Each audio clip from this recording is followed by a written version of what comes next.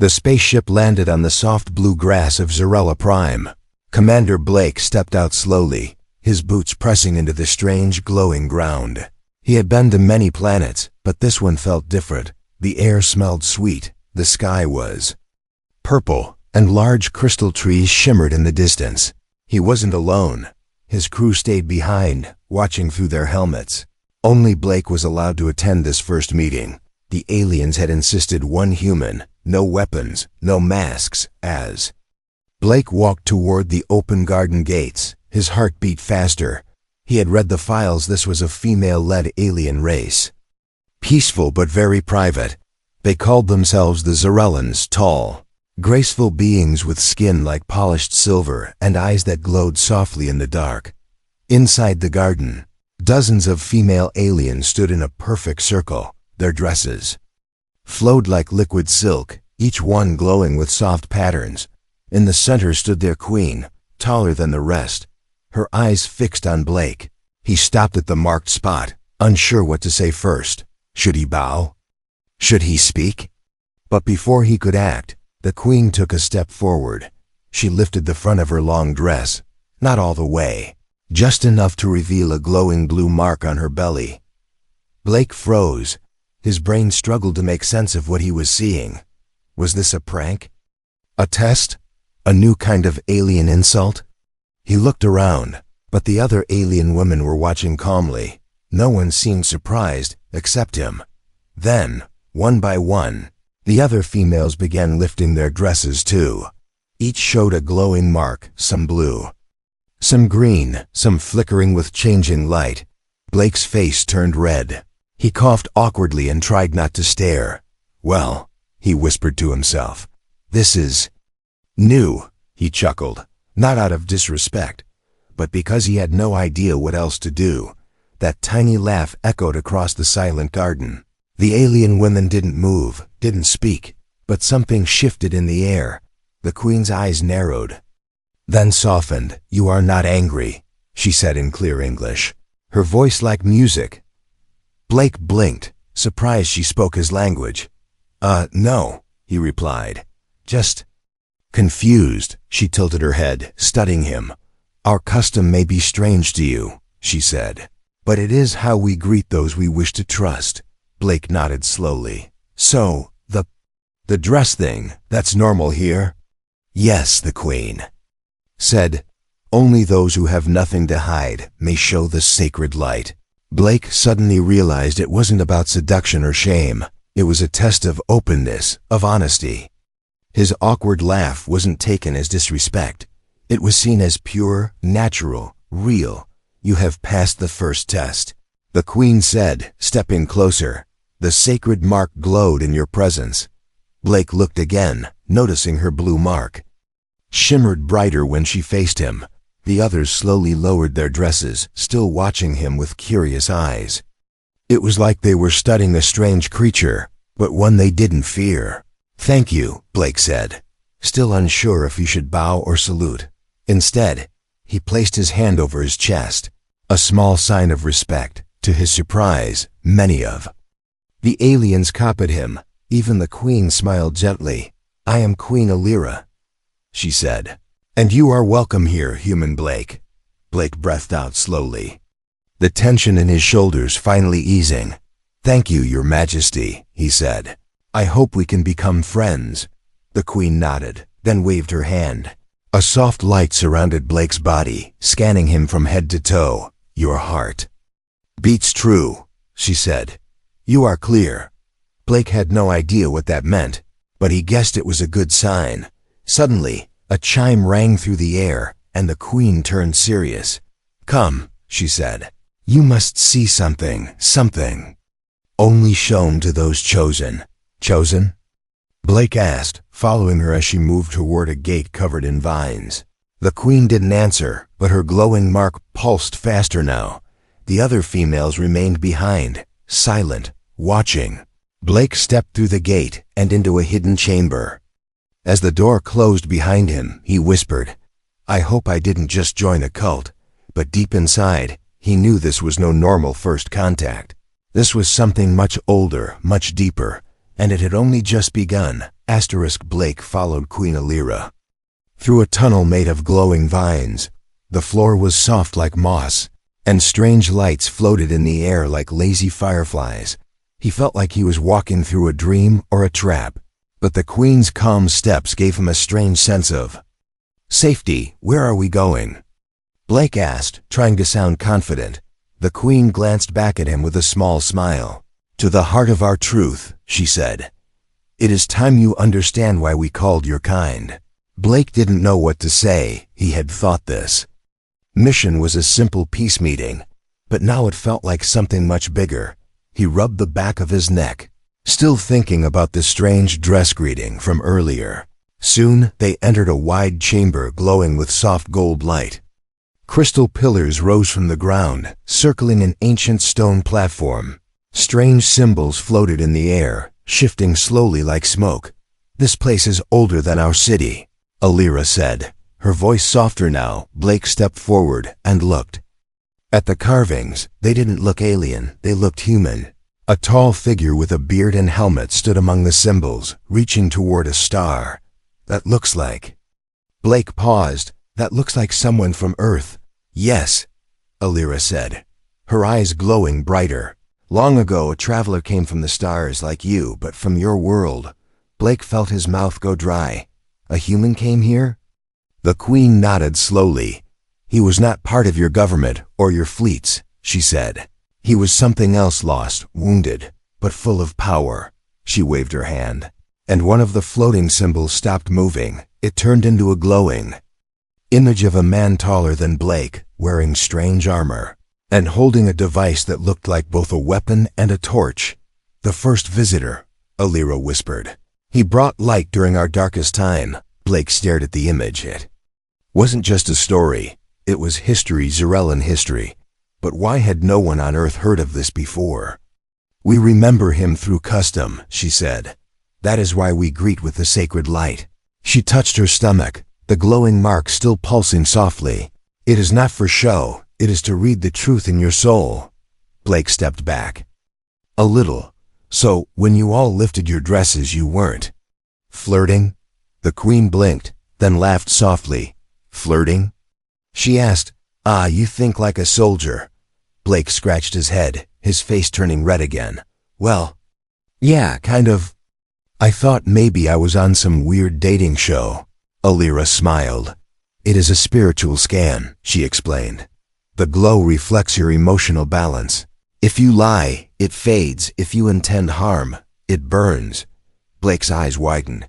"So if I had bad thoughts, I would have been exposed?" "Yes," she said simply. "But your laughter showed your confusion was pure, not cruel." Blake took a deep breath. "All right," he said. "So what now? Why am I here?" The Queen raised her hand again, and the glowing image of the first human faded. A new symbol appeared. A circle split into two halves, one red, one blue. "The prophecy," she said. "It says a child of the lost world would return." Not knowing why, not ready, but marked by fate, Blake looked down at his own hand. There, on the back of his right hand, was a faint blue mark glowing softly. He hadn't seen it before, but it was there now. He touched it gently, and it pulsed like a heartbeat. "I didn't have this yesterday," he said, eyes wide. "No," Alira said. "It appeared after our greeting ritual. It means the bond has accepted you." "Bond?" Blake asked, feeling a chill down his spine. "Between our kind and yours," she said. "Between the stars and the soil." The Queen stepped closer, now only inches from him. "You are not here just for peace," she said. "You are here because something in your blood remembers." Blake shook his head slowly. "I don't remember anything. I'm just a commander, nothing special." "Yet the mark chose you," she whispered. "And now the council will want to meet you." "Council?" Blake asked, suddenly feeling less brave. "Not all believe in the prophecy," she said. "Some fear what it means. Some think you are a trick." Blake sighed. "Great. So I'm in a room full of people who either think I'm a savior, a problem." The Queen's face turned serious. "You must prepare," she said. The council will test you in their own way. Blake looked down at the mark again. Whatever was happening, it was way beyond diplomacy now, and somewhere deep. Inside, he knew this was only the beginning. The chamber doors opened with a soft hum. Cold mist flowed out across the floor like smoke, touching Blake's boots and crawling up his legs. Queen Alira stood beside him, her face calm but unreadable. "You must enter alone," she said. "Not even I am allowed beyond this point." Blake stared into the dark passage. "This is the council's idea of a welcome?" he asked, trying to hide the nervous tone in his voice. The queen did not answer. Instead, she reached out and touched the mark on his hand. It pulsed once blue and steady. "Let the chamber read you," she said, "and do not speak unless spoken to." With that, she turned and walked away, leaving him at the entrance. Blake took a breath, squared his shoulders, and stepped forward. The doors closed behind him with a soft thud. Inside, the air was heavy. The walls were made of some black crystal, and strange lights moved within them like trapped spirits. He walked slowly, each footstep echoing like thunder. At the center of the room was a raised platform, 3 tall. Figures stood behind it, covered in long robes that glowed faintly. Their faces were hidden, but their eyes burned through the shadows. "Approach," said a deep, layered voice, not male or female, but both. Blake walked to the platform and stood still. The mark on his hand began to glow again, slowly at first, then stronger. The chamber responded. Symbols lit up on the walls, spinning slowly in the air. "You carry the bond mark," said the second voice, sharper than the first. Blake nodded. "Yes, your honors. I was told it appeared after the ritual." The third voice spoke next, old and full of suspicion. "Do you know what it means?" Blake shook his head. "Only what the queen told me, that it links me to an ancient visitor from Earth." The figures looked at each other, then back at him. "That visitor changed the course of our world," the first voice said. "He brought peace but also chaos. He gave us power, then vanished," the second voice added. "And now you wear his sign." "I didn't ask for this," Blake said. "I came here for diplomacy, not destiny." The old voice let out a slow breath. "Perhaps destiny does not care what you ask." Suddenly, the platform lit up under his feet. A beam of light shot upward and surrounded him in glowing symbols. He tried to step back, but his feet stayed locked in place, testing truth. The deep voice said. The symbols moved faster, scanning his mind. His memories, his emotions, flashes of Earth, of war, of laughter, of pain. They all danced in the air around him. He felt exposed, naked without removing a single piece of clothing. "Honest," said the sharp voice. "But burdened. Courageous," said the deep voice. "But unsure. Heart open, mind divided," said the old voice. "He does not know who he truly is." The light faded slowly, and Blake dropped to one knee, gasping. "What was that?" he asked, breathing hard. "A soul scan," the first voice replied. "You passed," the second voice added. Barely, the old voice remained silent, but the mark on Blake's hand glowed even brighter. Suddenly, the platform lowered, and a door appeared in the back wall. "You may enter the Forbidden's chamber," the sharp voice said. "But what you find there may change you." Blake stood up, wiping sweat from his forehead. He walked toward the door, unsure what waited inside. As it opened, a warm light filled the hallway, and strange music echoed through the stone. He stepped inside, and the door sealed behind him. This room was different, soft, peaceful, and full of air that shimmered like liquid gold. In the center of the room was a floating sphere, large and pulsing. Inside it were images, Earth, stars, warships, and a face he couldn't quite see. Clearly, Blake stepped closer. The sphere reacted to him, showing a vision: an ancient battlefield, a tall human in armor, and a crowd of Zerellans bowing before him. Blake stared at the face of the armored man. It was familiar, not his own face, but similar, like family. Then the vision shifted, showing a seed being planted in alien soil. It grew into a tree, glowing with blue light, just like the mark on his hand. Suddenly, The music stopped, and a voice echoed in his mind. "You are the echo, not the origin," it said. "But your choices will finish what was begun." Blake stepped back, shaken. He didn't understand all of it. But he knew one thing: he wasn't just a visitor here. He was part of a story older than he imagined, and somewhere outside, the Queen and the Council were waiting for what he'd become next. Blake stepped out of the Forbidden's chamber, his heart still racing. The vision still burned in his mind: the glowing tree, the face like his own, and the voice that called him Echo.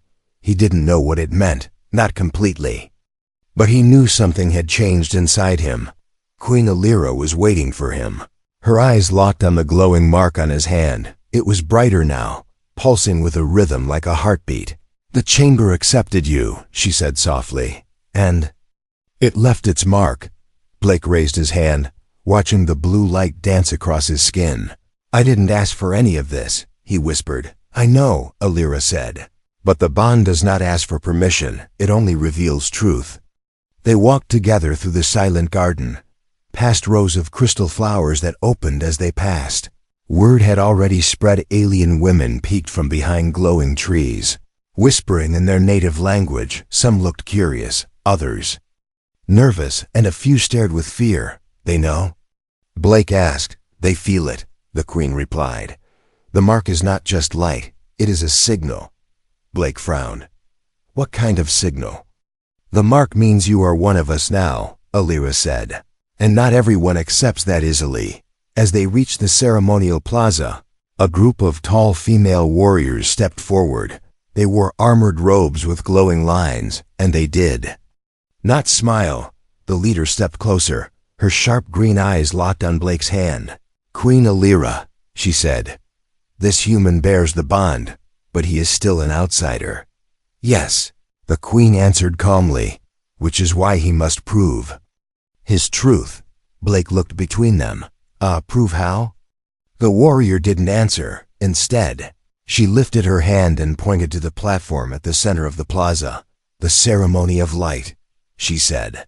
"Let the mark speak for itself." Dozens of Zarellan women began to gather, forming a large circle around the platform. The Queen nodded to Blake. "Go," she whispered. "Stand in the center and let them see you." Blake walked slowly to the platform, feeling the weight of 100 alien eyes watching his every step. When he reached the middle, the lights around the plaza dimmed, and the silence grew heavy. Then the first warrior stepped forward, without a word. She lifted the front of her ceremonial dress, revealing the glowing mark on her belly. Her mark pulsed with deep green light. Matching her gaze, Blake stood still, his hand glowing quietly. The warrior stared at him for several seconds, then lowered her dress and stepped back.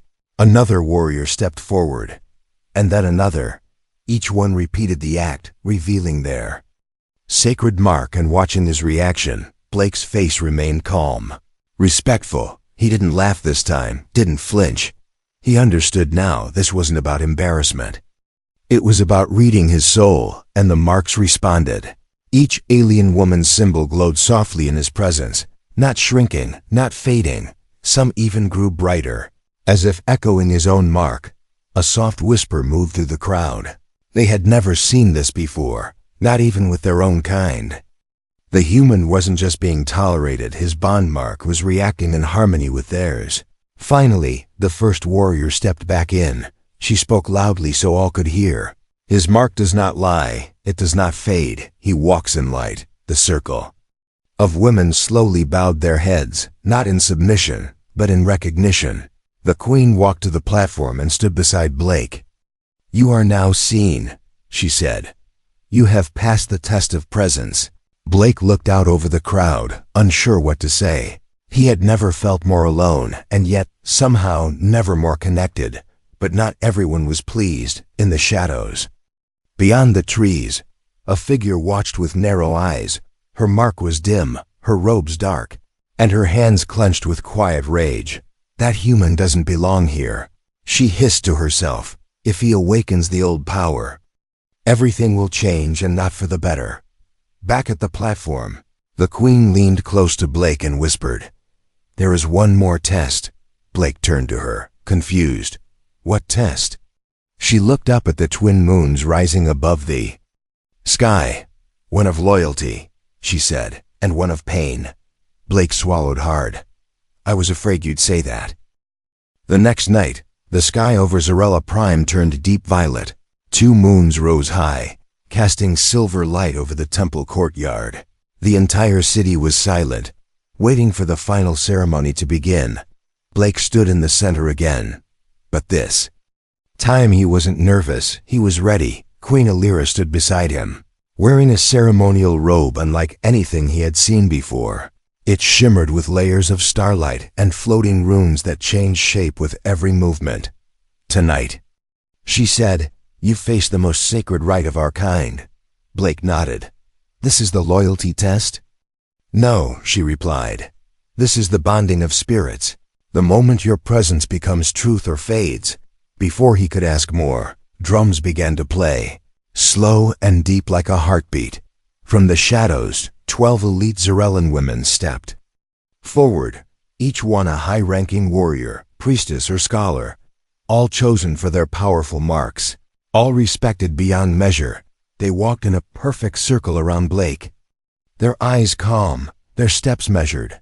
Then one by one, they raised their arms, and in silence, they lifted the fronts of their robes, revealing their glowing marks beneath. The crowd that had gathered outside the sacred walls held their breath. Even though they couldn't see inside, they could feel the energy shift in the air. Blake stood motionless, surrounded by the 12 women. Their glowing marks pulsed like stars, some flickered green. Others shone purple, gold, or pure white. Blake looked at each of them, not with fear, but with respect. He understood now these marks were not for show. They read his energy, his honesty, his feelings. If he lied, they would darken. If he was afraid, they would fade. He closed his eyes and thought about everything, his mission, his home, his people, the vision in the forbiddens chamber. He remembered the armored man, the seed, the glowing tree, and the voice that called him Echo when he opened his eyes. His mark was shining like never before, brighter than moonlight. The closest priestess gasped softly, the light from Blake's hand spread through the air like ripples in a pond, touching the marks of the women around him. Suddenly, the 12 glowing symbols pulsed in unison. Blue, green, gold, all syncing to his heartbeat. It had never happened before. Not even during ancient ceremonies. The queen stepped forward, her voice steady and full of power. The bond has chosen, she said, and the ceremony accepts. The crowd outside erupted in sound-soft humming, prayers, and chants. All of Zarella Prime had felt it. A moment in history was unfolding before their eyes, but not all were happy. Hidden on a rooftop, the jealous councilwoman from before clenched her fists. This is dangerous, she whispered. If the human becomes bonded, he will reshape our traditions forever. Back in the temple, the women lowered their robes and bowed their heads. Blake bowed back, unsure if it was the right move, but it felt respectful. The queen reached into a crystal box and pulled out a small ring, silver, carved with ancient symbols. This is the sign of harmony, she said. Only one who completes the dress ceremony may wear it. She slid the ring onto Blake's finger, and it immediately glowed blue to match his mark. You are now recognized as kin of the Zarellan spirit, she said. Not visitor, not guest, but bond-bearer. Blake didn't speak.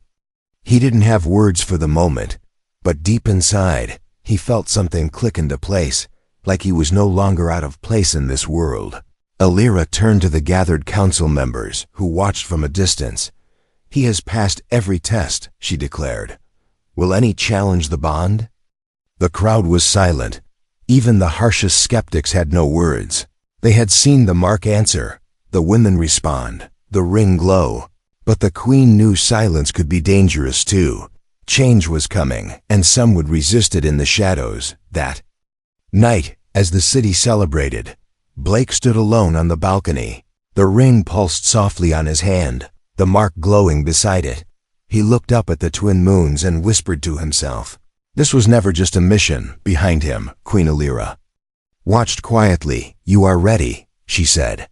But they are not. What happens now? Blake asked, turning to her. Now, she said, comes the betrayal. Asterisk, the garden was silent that night. No music, no footsteps. Only the soft hum of glowing plants and the gentle rustle of crystal leaves. Commander Blake walked alone, his thoughts heavy. The ceremony was over, but peace did not follow. The ring on his finger still glowed faintly, matching the soft pulse of the bond mark on his hand. But something in the air felt wrong. Too quiet, too still. He had been invited to rest in the Queen's private garden, a place only the most trusted were allowed to enter. It was beautiful, full of floating flowers and vines that shimmered like stardust.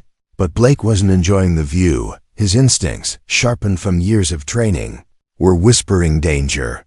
Then he heard it, a soft crack of a twig behind him, too fast to be wind. He turned quickly, but no one was there. He took a step forward, alert now, his hand moving to his belt out of habit. No weapon, of course. The Queen had asked him to come unarmed. Trust, she had said. A shadow moved across the path. Blake spun and froze. A figure stood in the dark, face hidden, a long ceremonial dagger in hand. You don't belong here, the voice hissed. It was a female voice, cold, sharp, full of anger. You think you've passed the tests? That you wear our ring? That makes you one of us? Blake slowly raised his hands. I'm not here to hurt anyone, he said, calm and steady. I came for peace. The figure stepped closer, and the moonlight hit her face. It was Counselor Velra, the one who had stayed silent during the dress ceremony. Her eyes burned with jealousy and fear. You've already changed too much, she snapped. The Queen trusts you. The people chant your name, but you are not Sorellan. I never claimed to be, Blake replied. I was brought here by something older than both of us. Velra raised the dagger. No more lies, she growled. I'll end this before it spreads, she lunged. And Blake moved fast. He ducked, rolled across the ground, and came up behind a tree. He had no weapon. But he didn't need one. Training took over. Velra struck again, slicing the air where he'd just stood. Blake grabbed a low-hanging vine and swung around her, knocking the dagger from her hand. She stumbled.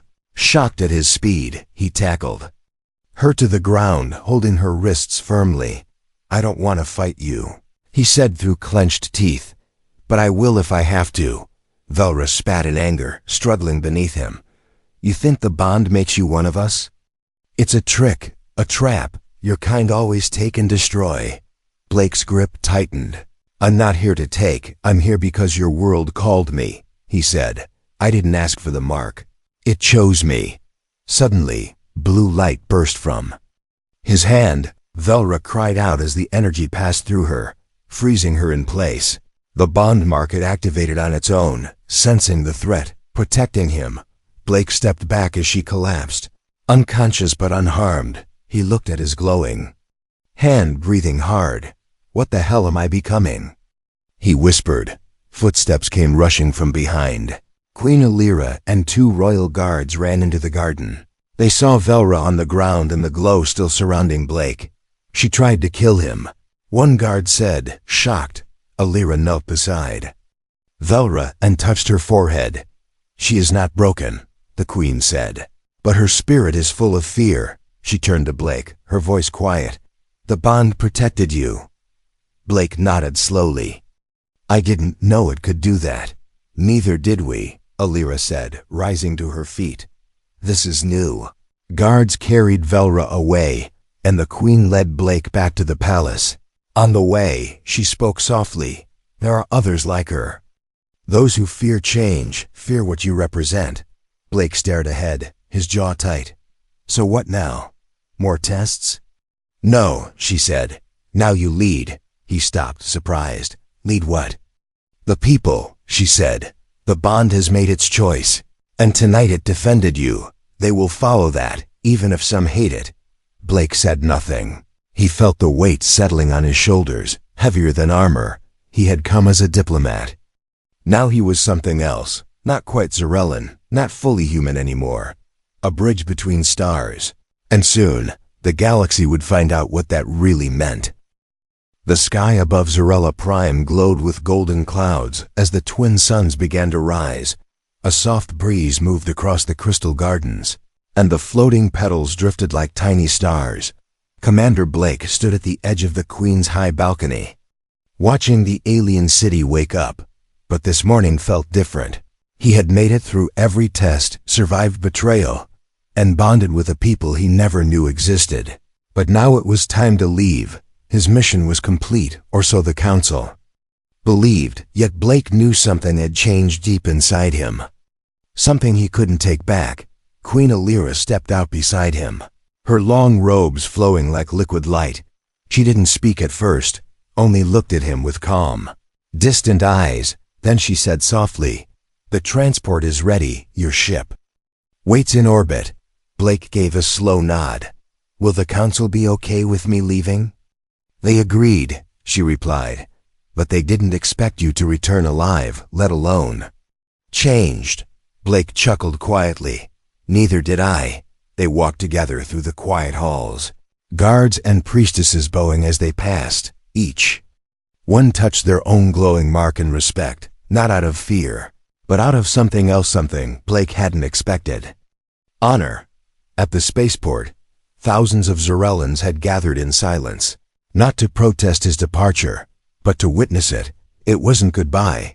It was a moment written in their living history. The Queen raised her hand, and the crowd parted. Blake stepped toward the platform where his small diplomatic shuttle waited. But before he could climb the ramp, Queen Alira called out. "Wait," she said, her voice loud and clear. "There is one last rite, the final greeting." Blake turned slowly, confused. "I thought I passed all the tests," he said. Alira walked forward, her eyes shining. "This one is not a test," she said. "It is a gift." Then in front of everyone, the Queen stepped onto the platform, and without shame or hesitation, she lifted the front of her royal robes. The glowing mark on her belly shone brighter than ever before, pure white. The crowd gasped, not in shock, but in reverence, one by one. The women around her did the same, dozens, then hundreds, their glowing symbols forming a pattern of light across the entire port. It was not like the first greeting, not awkward, not strange. This was something deeper, a farewell, a thank you, a promise. Blake stood still, heart pounding. Then slowly, he raised his marked hand, holding it to his chest. The light from his palm pulsed once, and every Zarellan mark responded, glowing in harmony, like one great breath of the planet itself. Queen Alira lowered her robes and stepped close to him. "You carry our light now," she said softly, "and it will carry you." Blake looked at her, unsure what to say. But before he could speak, she placed something small into his hand, a seed, glowing faintly blue, the same one he saw in the vision long ago. "When you find a place worthy," she said, "plant it." He nodded, understanding more than her words. This wasn't the end. It was only the beginning of something greater. He stepped into the shuttle. The door closed behind him as the engines hummed to life. He looked out through the glass one last time. The crowd below stood in silence, glowing marks still shining under the light of the twin suns. The ship rose slowly, breaking through the sky. The stars opened before him, but his eyes stayed on the world he was leaving behind. "Goodbye, Zarella," he whispered. And in the back of his mind, the voice from the Forbidden's chamber echoed again. "You are the echo, not the origin. But your choices will finish what was begun." Back on the planet, Queen Alira stood still, her eyes fixed on the sky. Beside her, the young priestess whispered, "Will he return, my queen?" The Queen smiled. "Not as a visitor," she said, "but as something much more."